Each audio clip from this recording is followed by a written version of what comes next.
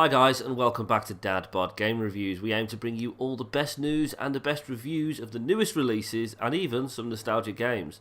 Not only that, but we will also be doing gaming tech reviews, whether it be in gaming pads, consoles or simple wires and battery packs. We'll buy it, test it and give you our honest opinion.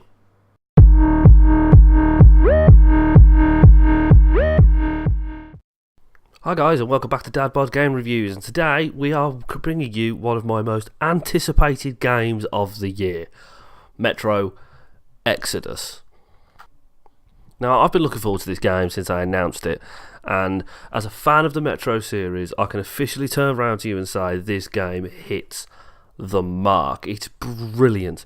It's totally brutal vision of the future. Metro Exodus is worthy reimagining of the subterranean shooter that brings it blinking into the light of the modern gaming world, with very fluid gunplay and a gorgeous open world-ish at times.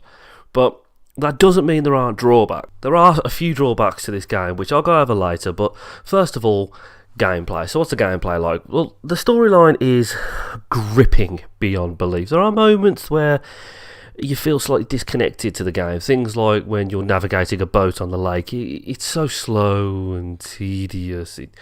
It's really annoying. And the compass they give you, like they give you in all the other Metro games, doesn't often point the correct way to go. It just points a direction. And that can be a bit annoying, but the gameplay is severe, is absolutely brilliant. I've played it 2 times now, I've completed both endings, good and bad, and I can turn around and say it is well worth. This game is brilliant. I would recommend to go buy it. In fact, this is the game, so far this year, I would totally recommend to you to go buy.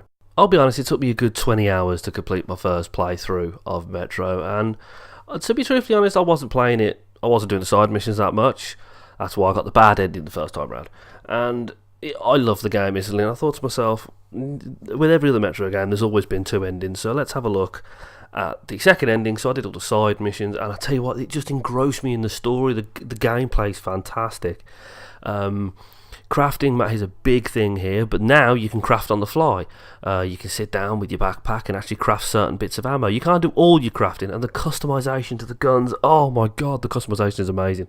You can literally have 2 of the same gun, but be customised completely different. So one could be a massive, fast-paced, quick shooter to mow down enemies at a really close quarters, and one could be for long-range sniping. But they both be the same gun, and it's fantastic to see. Now, the one thing I will say about this game, and it's a bit of a drawback. Let's sit down and talk about the cons of the game. The open world does reduce the claustrophobic tension that you got with the first 2 games. Yeah, it's got a bit of it at the start, and there are sections throughout the game where you are feeling a bit claustrophobic, like you're back in the tunnels again, but it's just, it doesn't have the same impact as the first 2 did, and getting eaten by a giant rat wolf mutant can feel really unfair. But out of all the cons to the game, I think those are the 2. I've got little nitpicks. I'll be honest, I've got little nitpicks like the map. The map is shit. They could have made it so much better. One thing that really annoyed me is when I first got the map out and I just see question marks all over the place, and I thought to myself, oh, it's going to be like any other map. I can move it and I can see what that quest is. No.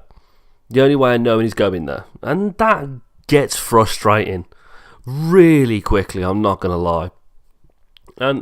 But the other con as well is what pretty much everyone has said about the last 2 games. Artyom feels slow and cumbersome. It's like he's not fully connected to his body, and he's kind of like, look left, and he takes so long to turn left. I mean, with the looting system as well, right? This is my point. The looting system, you can loot the bodies and you can dismantle the weapons or change the weapons, but to do that you've got to be looking at the ground where the weapon lies. Now, me and a friend of mine, we tested this, and by the time you look at the weapon and look up, it's a full second between looking up and looking at the weapon. That means a full second between looking down and looking straight ahead. Now, a lot can happen in a game like Metro in a second, especially when you've got a pack of those hungry wolf dog mutant thingies trying to eat your face off. So that kind of annoyed me a bit, but it's something you got used to as playing. It's something you got used to playing the game. A great other feature as well is the fact that your enemies can surrender. You know, I was blasting my way through a bandit camp and one of them surrendered. And you are literally given a choice. You give it 3 choices: walk away, leave them, knock them out, which still helps with the good ending, or kill them. Me being evil on my first playthrough, I killed them. I killed everyone. And I started at the ending, made it a real impact. Now, do I think there's going to be a 4th Metro game? I really hope so. I really do hope so. The thing is with this game, this is the complete opposite of the cheery 1950s Fallout, atomic Fallout as I like to call it. It's not cheery, it's not happy, there's not happy people in the world, everyone is depressed, everyone's down. It's one of those things where everyone is... there's not so much black and white, there's different shades of grey to this game. And that's what I love. Some of the pros to this game is the gunplay feels absolutely solid, and again with the customization, there's so many differences between what you can do with the weapons, and even a simple thing as like changing your scope, it completely dramatically changes the weapon.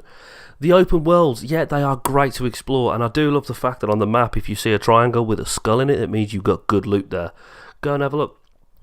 The tone and the story are completely unique compared to other shooters. Again, if this was like Fallout 4, you'd have some of your happy side missions, you'd have some of your happy little side missions, or your stupid side missions. But in this one, there are no stupid side missions. There are no really happy side missions.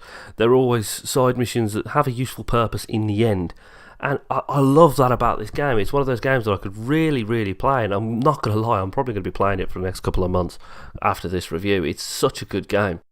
The other thing I loved about this game is the fact that you go through seasons, and the world is so vast. I mean, the developers of this game really wanted to show you how vast they could do a world, and it really shows. You start off in a swampy lagoon type area, and then after that you're in a dry seabed, and it really does affect the gameplay.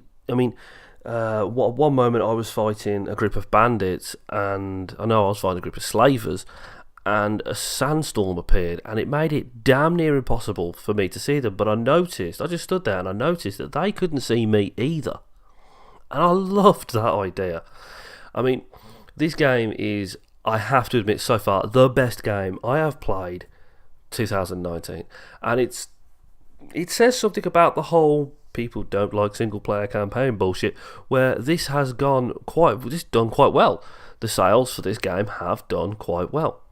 I mean, the one thing that people are saying is that the new Far Cry game, New Dawn, has got the top spot recently for sales, but what they aren't seems forgetting is that New Dawn is a side game, and it still didn't sell more than Far Cry 5. And yet, even compared to 2016's Far Cry Primeval, its sales were a fraction of what they expected. Now, Metro Exodus only missed out on number 1 by 2,000 units, but it has had a better opening week than 2013's Metro Last Light.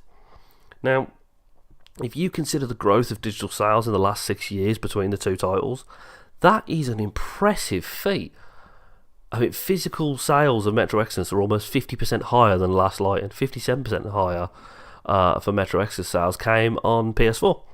I mean, I played it on the Xbox One X, and I absolutely loved the graphics on the Xbox One X. You could really see the difference on the Xbox One X or the 4K TV. You could really see the difference in graphics, and I have to admit, I was so impressed. Again, you can tweak the graphics, and unlike Fallout 76, you get a field of view slider, which is fantastic. I liked that. Took me a while to figure out where it was, but I did like that. Now, sound on this game. The sound in this game is, again, 10 out of 10, top marks on that. It's so eerie, it's so dry, but it kind of loses itself when you're in the open world sections. It's only because I'm so used to a Metro game being in the tunnel where you can hear drips and creaks and things like that, and you could see your own breath coming out your gas mask, and to go into an open world where you don't know where half the thing's coming from, that was quite disorientating. And that's another con, actually, coming to think of it, I have with this game, is I couldn't figure out where the enemies were, because there's no mini-map, there's no directional marker to tell you there's an enemy. You only really know by what they're saying if they carry on talking and when they shoot you. And I think that's a misstep. But I think, to be honest, I was talking about this to a friend of mine the other day, and I think, to be honest, what they did is, if you look at games like Fallout, you've got the mini-map, you've got the directional HUD, you've got your interactive map, and they really didn't want, I think they didn't want to do it with this game. I think what they wanted to do is give you a bare game where you literally feel like you're actually part of it, and so it's bare, bog standard, minimum type of thing, and it really did well. I have to admit, they did a really good job of that, because it got me frustrated that I couldn't figure out where the enemies are coming from. But then I sat there and I was like, well, if it was real life, your map wouldn't be able to move and pop up and tell you what it was, and then you wouldn't have a HUD telling you where the enemies are. So yeah, I can kind of see that. You got, I think, 4 different difficulty settings on this one. You got what's called the Reader, which is basically just an adventure game. You can stand there and you're basically a bullet sponge. Literally. I mean, I put it on this one for a laugh, and I literally stood in front of a guy with a shotgun. Didn't hit me. I was less than a metre away. Didn't hit me. He reloaded 4 times before he hit me. I hit him once with a fist. He went down. I ended up playing it on average difficulty. I went on hard for the first 5 minutes, and I died. Literally, instantly died. So I had to drop it down. And you will die a lot in this game. Now, for me, if I can play a game on extremely hard difficulty, now I'm an average game player. I am the kind of person, I've got 3 kids, I will quite happily sit down and play a game when they're in bed, or if I can play the game with them around, I would. And I will happily play the game. But if I can play at an extreme difficulty, you know your game is shite. Okay, that's just the way it is. If I can play it on its hardest mode and blintz my way through the game, your game is wank. I don't like playing games on easy because that's not a challenge to me. I like playing them on the medium difficulty to slightly harder. That's where I get my fun. Now, what am I going to rate this game? Considering it's single player, and I have a soft spot for single player, no microtransactions, which is always a good thing, I will have to give this game a very solid 8 out of 10. This game really does perform well. It's a beautiful looking single player game, and you can pour hours into it, and that's the kind of thing you want. Now, what I'm going to do now is I'm going to do something a bit different. I'm going to pause for 5 minutes. I'm going to put a little spoilers things up so everyone knows this is where I'm going to get into spoilers so people don't ruin it. Okay? Okay, spoilers. Right. First of all, as I said earlier, there are 2 endings to this game. Number 1 is the bad ending, where you go with Miller to save your wife / his daughter's life, and you both end up getting a massive amount of radiation and dying, which sucks balls. You yourself, Artyom, and Miller, your father-in-law, are dead at the end of the bad ending. At the good ending, though, Miller sacrifices his life to save you and Anna, and you, Anna, and a few others who you save along the way build a new home for yourself on the ocean. Well, on the beach front of an ocean. Now, why have I put this in spoilers? First of all, I'd like to point out that in a few of my videos where I've accidentally dropped little spoilers, I've been bombarded so badly with comments saying spoiler alert. So from now on, I'm going to try and hide all my stuff in spoilers at the end. Any advice for this game? Stock up on ammo, medkits, and air filters. And when you come across the big bear at the end, shoot it in the face. That is literally the only thing I can advise you. My loadout for this game was an AK-47 and a revolver with both silencers. That was my loadout for the game, and it worked. Do not bother putting a silencer on a shotgun because it's basically like a potato gun and it does jack shit. I learned that the hard way. This game is what single player games are and should always be. And this is what people like Activision, Ubisoft, and EA and Bethesda need to learn. This is what we want as gamers.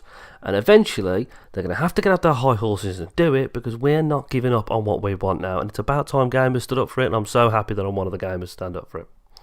Okay, guys, well, I really hope you liked this review. I'm so sorry it took a while to get out. I've had so much on recently. It has been absolutely mental, but I'm planning on getting a couple more reviews out, hopefully by the end of the week. I'm really looking forward to those, and still waiting for a lot of deliveries for the mystery box and my tech reviews. I'm not going to do it until everything's here, ready and waiting, and then I'll crack on. Okay, guys, well, as I say, as always, if you like this video, subscribe down below, hit that bell icon, share it with a friend, because fun is always meant to be shared. Okay, guys, right. I'm on Facebook, I'm on Twitter, just look for DadBodGaming Reviews, or click on the links in the video, or click on the links on my YouTube page, whatever, bruh. Okay, guys, right, I'll see you on the next video. Bye, guys.